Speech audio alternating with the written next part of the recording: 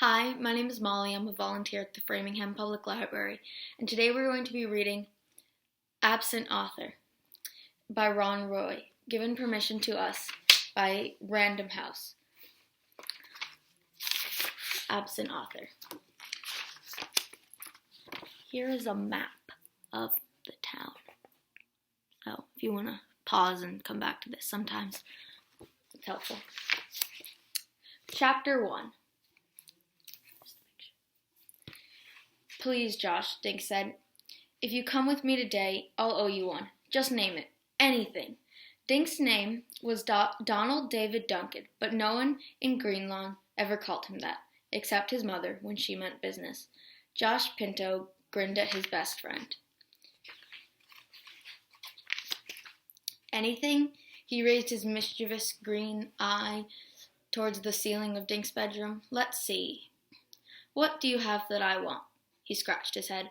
I know. I'll take Loretta. Dink tossed a pillow at Josh. When I said anything, I meant anything but my guinea pig.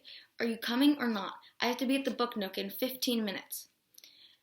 Dink rushed into the bathroom, tucking his shirt into his jeans at the same time. Josh followed him. Standing in front of the mirror, Dink yanked a brush through his thick blonde hair. Well, he said, are you coming with me? What's so important about this writer guy? Josh asked, sitting on the edge of the bathtub. Dink turned around and pointed his hairbrush. Wallace Wallace isn't just some writer guy, Josh. He's the most famous mystery writer in the world. All the kids read his books, except for you. If he's so famous, why is he coming to dinky little Greenlawn? Dink charged back into his bedroom. I told you, he's coming because I invited him. I'm scared to death to meet someone so famous. I don't even know what you're supposed to say to an author. Dink dived under his bed and backed out again with his sneakers. Please come with me? Josh leaned in the bedroom doorway. Sure, I'll come, you dope. I'm just trying to make you sweat. Usually, you're so calm. Dink stared at his friend. You will?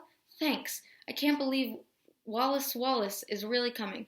When I wrote and asked him, I never thought he'd say yes.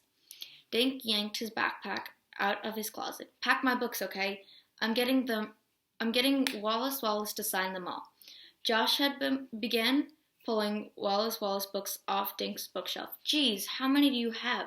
Every one he's written. Dink sat on the floor to tie his sneakers. 23 so far. You should read some of them, Josh.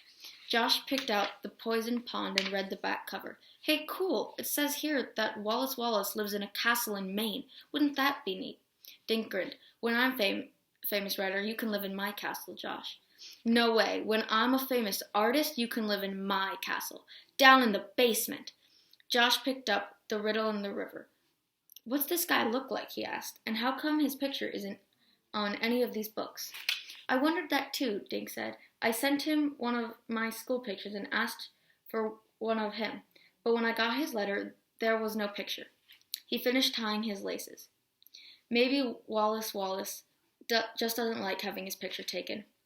Josh squeezed all 23 books into Dink's pack. He grinned at Dink. Or maybe he's just too ugly.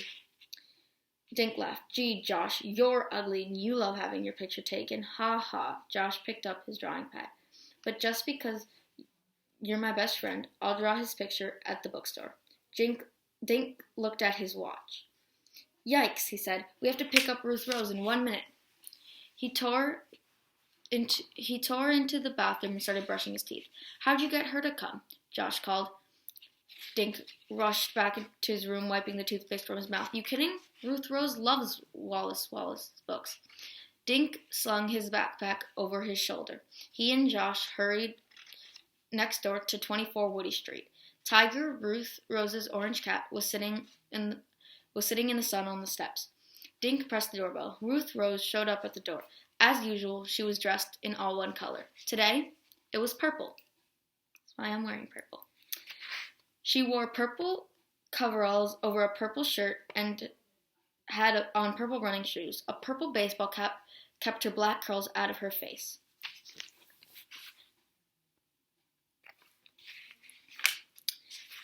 Hey, she said, then she turned around and screamed into the house. The guys are here, Mom. I'm leaving. Dink, Josh covered their ears. Geez, Ruth Rose. Josh said.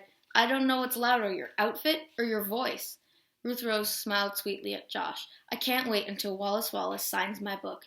She held up a copy of Phantom in the Pharmacy. I wonder if Wallace Wallace will read from the new book he's working on. What's the title? Ruth Rose asked.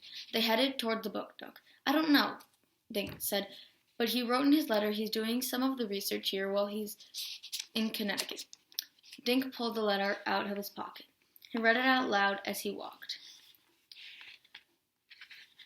Dear Mr. Duncan, thank you for your kind letter. I'm so impressed that you read all my books. I have good news. I've made arrangements to come to the book nook to sign books. I can use part of my time for research. Thanks for your picture. I'm so happy to meet one of my most loyal fans. Short of being kidnapped, nothing will stop me from coming. See you soon, Wallace Wallace. The letter was signed, Wallace Wallace, in loopy letters. Dink grinned. Pretty neat, huh? And that is the letter. Pretty neat, Mr. Duncan, Josh teased. You should have that letter framed, Ruth Rose said. Great idea, Dink said. They passed Howard's barbershop. Howard waved through his window as they hurried by. Come on, Dink urged as he dragged his friends down the street to the book nook. They looked through the window out of breath. The bookstore was crowded with kids. The book nook's owner, Mr. Paskey, had set up folding chairs. Dink noticed that most of them were already taken. Dink saw Mr. Paskey sitting behind a table. A big white sign on the table said, Welcome, Wallace Wallace. But the chair behind the sign was empty. Dink gulped and stared at the empty seat. Where was Wallace Wallace? Chapter 2. Dink raced into the book nook. Josh and Ruth Rose were right behind him. They found 3 seats behind Tommy, Tomko, and Eddie Carini. Dink plopped his pack on the floor. The clock over the cash register said 3 minutes after 11. Where is he? Dink whispered to Tomko. Tommy turned around. Beats me. He's not here yet, and Mr. Paskey looks worried. What's going on? Ruth Rose said. Dink told her and Josh what Tommy had said. Paskey does look pretty nervous, Josh whispered. Mr. Paskey always looks nervous, Dink whispered back, looking around the room. He saw about 30 kids he knew. Mrs. Davis, Dink's neighbor, was looking at gardening books. Dink checked out the other grown-ups in the store. None of them looked like a famous mystery writer. Mr. Paskey stood up. Boys and girls, welcome to the book nook. Wallace Wallace should be here any second. How many of you have books to be autographed? Everyone waved a book in the air. Wonderful. I'm sure Wallace Wallace will be happy to know that Greenlawn is a reading town. The kids clapped and cheered. Dink glanced at the clock. 11:05. He swallowed, trying to stay calm. Wallace Wallace was late, but it was only by 5 minutes. Slowly, 5 more minutes passed. Dink felt his palms getting damp. Where is Wallace Wallace? He wondered. Some of the kids started getting restless. Dink heard one kid say, Whenever I'm late, I get grounded. So where is he? Josh asked. Ruth looked at her watch. It's only 10 after, she said. Famous people are always late.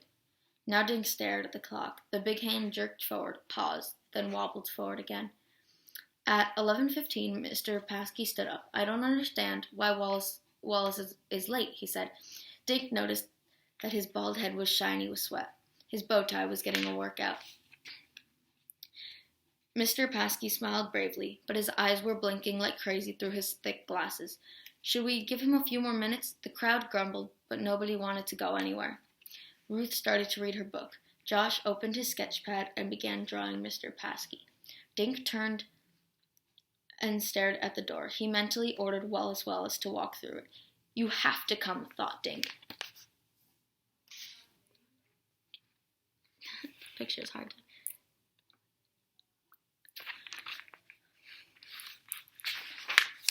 Ever since he had received Wallace Wallace's letter, he thought about only one thing, meeting him today. Suddenly, Dink felt his heart skip a beat. The letter! Short of being kidnapped, the letter said, nothing will stop me from coming. Kidnapped! Dink shook himself. Of course Wallace Wallace hadn't been kidnapped.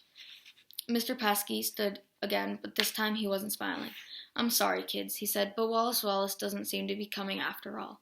The kids groaned. They got up, scraping chairs and bumping knees.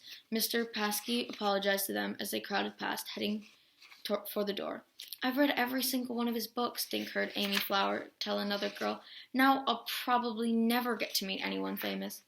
"I can't believe we gave up a soccer game for this," Tommy Tomko muttered to Eddie Carney on their way out. Ruth Rose and Josh went next, but Dink remained in his seat. He was too stunned to move. He felt the letter through his jeans, short of being kidnapped. Finally, Dink got up and walked out. Josh and Ruth Rose were waiting for him. "What's the matter?" Ruth Rose said. "You look sick." "I am sick," Dink mumbled. "I invited him here. It's all my fault." "This," he said, thrusting the letter into Josh's hands. "Wallace Wallace has been kidnapped."